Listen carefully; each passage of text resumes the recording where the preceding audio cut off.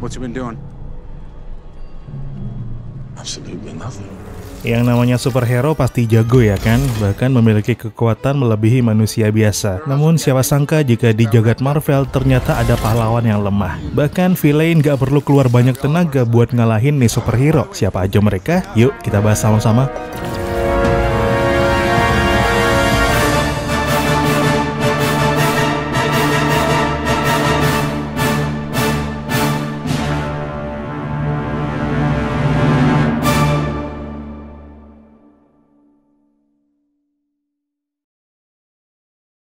Halo dan kembali lagi bersama Jagat Sinema. Gimana nih kabarnya? Lama juga kita nggak bersua ya. Tentunya kami harap kalian semua baik-baik aja ya. Apalagi situasinya masih pandemi, jadi harus lebih hati-hati ya gengs. Oke, nggak perlu berlama-lama, mari kita check it out. Biasanya superhero di dunia Marvel identik dengan kekuatannya. Entah itu karena bantuan mesin canggih kayak Iron Man, serum super, atau memang jago dari sananya seperti One Above All. Hehehe. Rupanya setelah kami riset kecil-kecilan, ternyata ada juga beberapa superhero lemah. Saking lemahnya nih, sang villain gak perlu waktu banyak buat nyikat nih pahlawan. Deretan pertama ada Blue Streak. Bukan yang ini ya, tapi yang ini nih.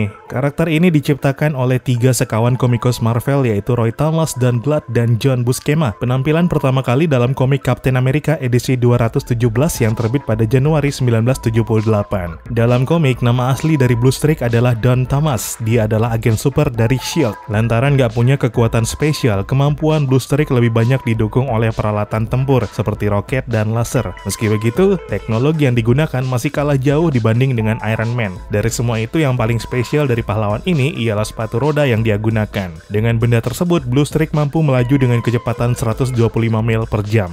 Mungkin karena nggak pernah dianggap oleh Avengers, Blue Streak ini pilih hengkang dari dunia pahlawan dan memilih jadi villain. Belakangan, karirnya di dunia penjahat gatot alias gagal total. Dia dibunuh oleh Scourge of the Underworld, seorang vigilante yang doyan ngebunuh kriminal. Dia pernah dibangkitkan lagi namun dibunuh lagi sama Punisher. Selanjutnya ada Cypher, salah satu mutan dari X-Men. Kemampuannya bisa berbicara dan belajar bahasa apapun di dunia, mulai dari bahasa komputer, tubuh, dan manusia. Sekali belajar, Cypher akan mengingat bahasa tersebut selamanya. Sekilas memang keren sih, tapi manusia tanpa kekuatan super pun bisa melakukan itu. Jadi memang gak ada yang istimewa. Gak cuma itu sih, dalam medan perang, Cypher ini harus berlindung dari musuh. Dia nggak bisa bakal kontak langsung. Kalau itu terjadi, nyawanya bisa terancam. Karakter ini memiliki nama asli Douglas Aaron Ramsey. Dia berteman dekat dengan Kitty Pryde, namun ditolak saat menyatakan perasaannya. Dia kemudian mendekati Psylocke, namun gak berhasil. Sayangnya, pencarian cintanya ini pula yang membunuh dia. Ketika menjalani kasih dengan Rainey, aka Wolfsbane, dia mati tertembak karena ngelindungin cem-cemannya itu. Karakter ini diciptakan oleh Chris Claremont dan Sal Buscema. Pertama kali hadir dalam komik New Mutants edisi 13 pada Maret 1984. Ketiga ada Hindsight Lad. Pernah dengar nggak? Dia memang jarang terlihat beraksi. Maklum, dia sama sekali nggak punya kekuatan super, didukung peralatan canggih juga nggak. Lantas gimana dia bisa masuk jajaran superhero? Dalam komik New Warriors edisi 35, Carlton Lafroigi aka Hindsight Lad ini tahu kalau Robbie Baldwin adalah superhero bernama Speedball. Keduanya memang satu apartemen, hanya beda kamar. Dengan rahasia besar itu, dia ngancam Speedball biar bisa masuk ke Legion para pahlawan. Namun permintaannya ditolak karena dia nggak punya kekuatan dan itu sangat berbahaya. Dia bisa kehilangan nyawa. Lantaran terus memaksa, akhirnya dia diizinkan. Sejumlah misi pun pernah dijalankan. Bisa berhasil pun karena beruntung. Kendati demikian, para mutan ini menyadari jika Hindsight Lad bukan aset dalam medan perang. Dia pun dipindahkan ke meja belakang sebagai penasihat taktik. Meski agak kesal dengan kondisi tersebut, Hindsight Lad masih bisa menerima. Setidaknya dia bisa berguna bagi banyak orang. Oh ya, dia juga jago dalam mencari informasi lewat komputer, dan dia memang punya kemampuan dalam bidang ini. Intelijennya patut diacungi jempol. Terakhir ada Hellcow, sapi dari neraka.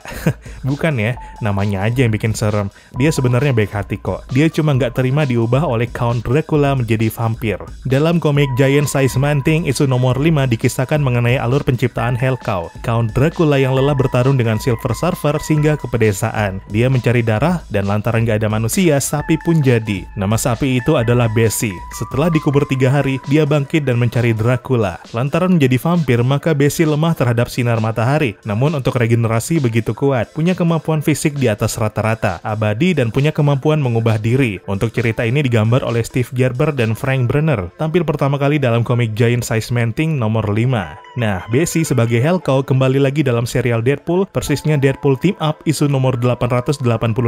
Kisahnya ditulis oleh Rick Spears, Philip Bond, dan Daniel Brown. Gak banyak yang berubah dari alur penciptaan karakter. Bedanya hanya Count Dracula menyedot darah Bessie sekitar 300 tahun sebelumnya di daratan hijau Swiss. Pencarian Bessie dan Dracula membawanya ke Amerika. Rumahnya, Hellcow ini menjadi teman baik dari Deadpool. Keduanya sempat berkolaborasi membasmi ilmuwan gila alias mad scientist. Meski misinya berhasil, sayangnya ketika asik berbicara, Deadpool lupa kalau Bessie alias Hellcow lemah dengan sinar matahari. Saat keluar dari ruangan, dia berubah menjadi patty hamburger. Nah, itu dia pahlawan super dengan kemampuannya. Kalau kalian punya list superhero Marvel dengan kekuatan lemah, tulis di kolom komentar ya. Jangan lupa juga di like dan subscribe, dan paling penting, bagikan ke teman-teman. Siapa tahu bisa menambah informasi baru. Terima kasih banyak ya.